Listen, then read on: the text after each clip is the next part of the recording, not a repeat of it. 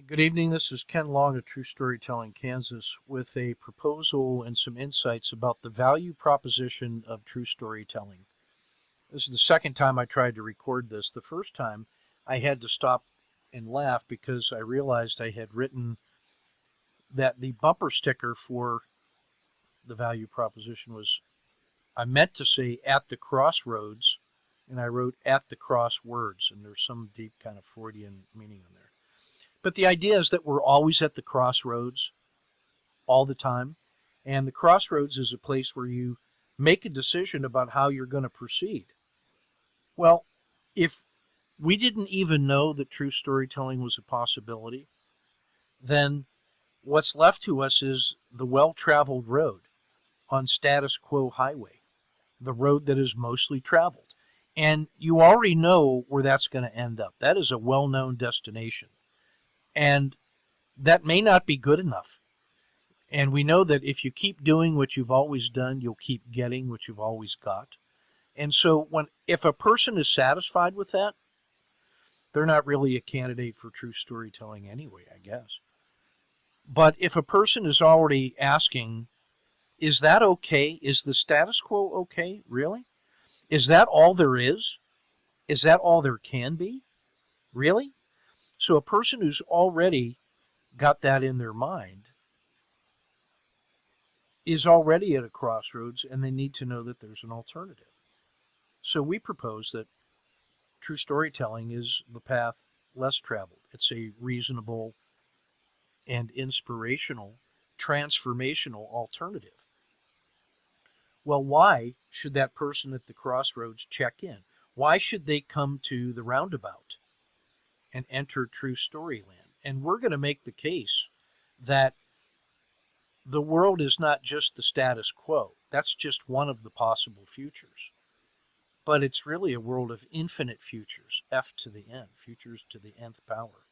And so once you get into the true storytelling roundabout and you experience the transformational power of that group experience, an individual experience, unleashing the truth that you discover in a community of practice that is in support of the same kind of global values of the good, the beautiful, the true, the just, that you can imagine future one and future two and future to the end, all of these possible futures that we prefer to the status quo, and those become opportunities that are discovered and then supported by what happens inside the true story roundabout.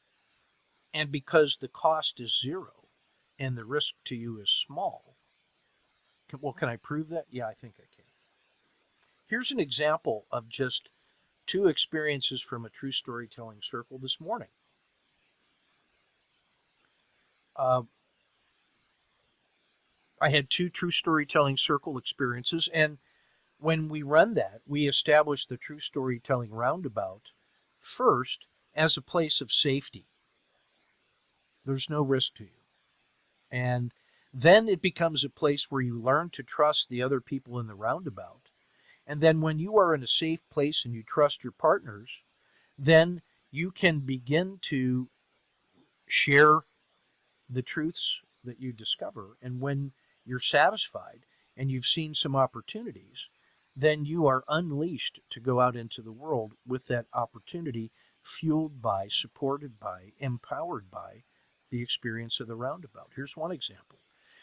We started off talking about the continuum between fear and greed, and we realized that there was some kind of space in the middle where we could learn to manage those emotions and still have effective action. And one of the ways that we could do that was by having a rational review of what's there really to be afraid of and how can we overcome greed and find a sweet spot for effective action. And that another insight that came, that there's another dimension between the rationality of economic self-interest, that's conventional thinking, but the opportunities of selfless service. When you're in selfless service to others and they support you in what you're doing, it eliminates the fear because they're taking that on for you. They're there as your support network because they realize that you're in support of them.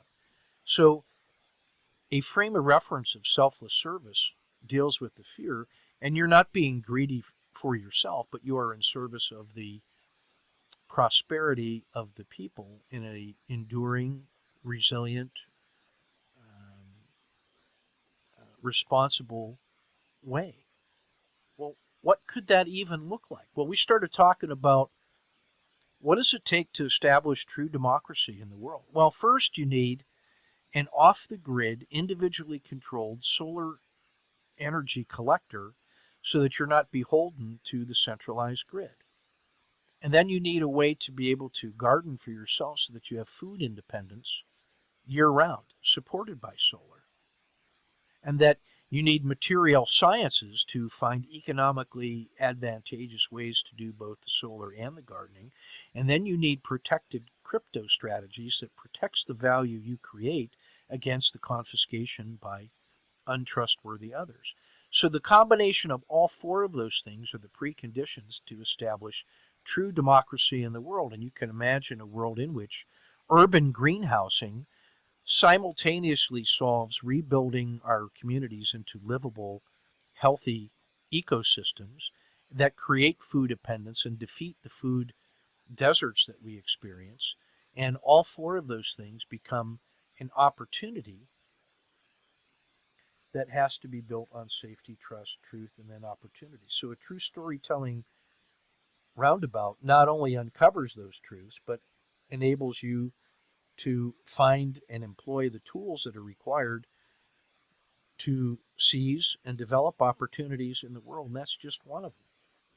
Well, that's one of the reasons why you might be willing to get into the true storytelling space. So what do you have to overcome? Well, the safety and the trust. So in my view, the great divide in the world, from my experience, is divided along the lines of truth.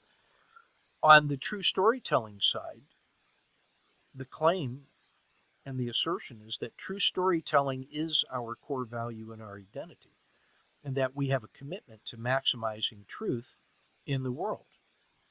Our job is to answer this question: how do we persuade the prospect at the crossroads to unlock the treasure box of their truth and to reveal and share and embrace portions of their truth with us to the extent that they believe they can trust us?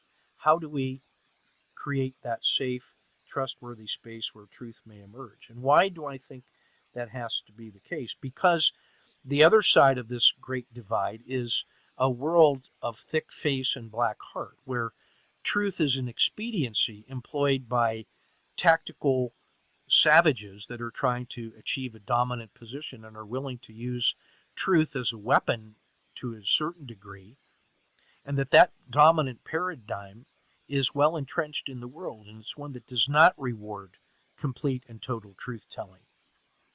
And so I believe that we learn in life to protect our truths from prying eyes and share it only with those we trust the most, and that we're very careful with our identity and deeply held values. And that lockbox, well, what are those tumblers? How did we learn to do that? What does it take to unlock that? A choice made by a free person, not under pressure. And that I think in between the inner truths that we have and the outer face that we show to the world are these onion skin layers of protective skin, much like nested Russian dolls, where each little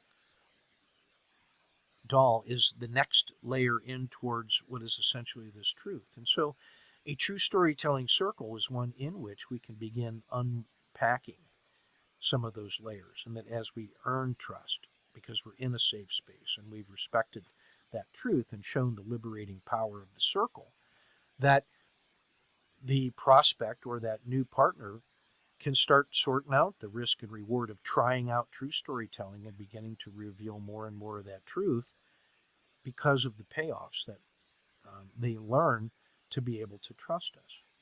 And that's an important value proposition. So, in my view, if we were to think about, hey, what's the investment proposition that true storytelling proposes?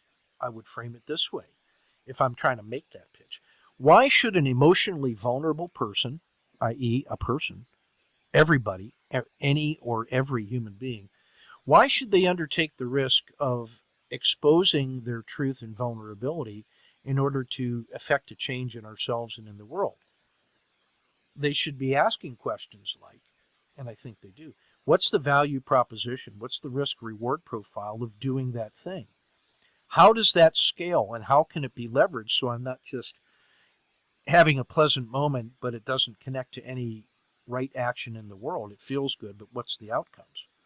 Well, what are the range of possible outcomes when you get true storytellers together? Where are the success stories that we can point to show what's really possible? And if there were failures, what was that like? And what were the causal factors and the difference between success and failure? And what was the pain of the or the cost of the failure? And was that worth it? Was it worth the shot?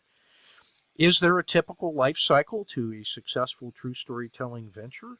Is there a template that we can start with to adjust and then build on the proficiencies like a professional craftsman? What are the early signs of success so we know how soon we can start adding to and leveraging and building on success like in the Cotter model? And that really summarizes if a person is in the middle between the world and the world of true storytelling, what is it that pushes people away from this conventional world of thick-faced black art? Well, it's the dissatisfaction of the status quo, the injustices in the world, and the opportunities to do more. And if true storytelling can pull people towards there, and by unpacking some of those Russian dolls, we can leverage this power to change the world for a better place, then I think that's the value proposition that we're engaged with someone who wants to just check out what's that true storytelling about. And we've got to cloak that in that kind of language at the emotional level and not in the necessarily the academic level, which we'll eventually get to. The state of nature, to me, everything in the world, of my experience, encourages you to develop a carefully protected treasure box of truth and privacy to protect your vulnerability from harmful others. Well, why is that? Well, it's because by nature and nurture and DNA and evolution, we are wired to be social animals with a strong emotional connection to others, and we are easily rewarded and punished by the qualities of the emotional relationships we have with those others. So, by our nature, we are open to that kind of external locus of control that shapes who we are when we are young and being developed in the world. And so we learn pretty quickly to develop thick skins against the potential harm caused by people who are not careful with our emotional vulnerability. And those layers of protection are a natural consequence to protect us against emotional friction and emotional harm. Well, other people that are unscrupulous in the world learn how to manipulate and moderate the emotional states of others to achieve their financial objectives. Insert a discussion of advertising and marketing and Marshall McLuhan here. True Story asks us to set aside all of those kind of learned behaviors and say, no, there's another way that you can be. But that's one voice in the wilderness that has to contend with the realities of the world that we've all learned to contend with. And that's why this is an investment proposal.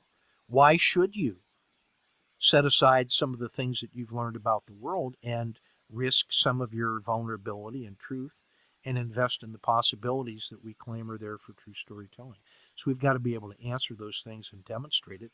And the best way to do it is to get into a circle and start experiencing immediately what it feels like to be in a group of trusted others that are sharing true stories and they're not judging you, and their true stories are resonating with you on a deep level, and you realize how much closer we are to each other all the time, and that our differences are really sources of diverse strength and not reasons to exclude each other, but diversity that can build upon our strengths as a collective group committed to positive action in the world. And so that's why I say, when I come back to this idea of the crossroads, that everybody we encounter is always at that crossroads where they can choose the path less traveled or the well-traveled road with what that event inevitably leads to. And we've got to find ways to make this easy and dramatic and powerful so that they can begin to experience the power of the true story roundabout, the story, sacred story circle, and then build on the power that is unleashed from the truth and learn to develop these worlds of infinite futures, which become the opportunities that I propose are really an essential follow on to the power that, from safety, trust, and truth that is generated in the roundabout. The natural outcome and consequence are really to do the work to develop the opportunities that builds on this power and this infrastructure to go make the changes in the world that you think need to be done. And that's a world of unlimited futures. There's just two of them. So that's what I want to say about what I think is a true storytelling module that needs to be done that is concerned with the value proposition, and I would label it correctly as at the crossroads. We're always at the crossroads. And then I think this is the narrative that gets through us. And that was about 15 minutes of an elevator speech that I think will resonate with a lot of people. So thanks so much for your kind attention and looking forward to our continued collaboration.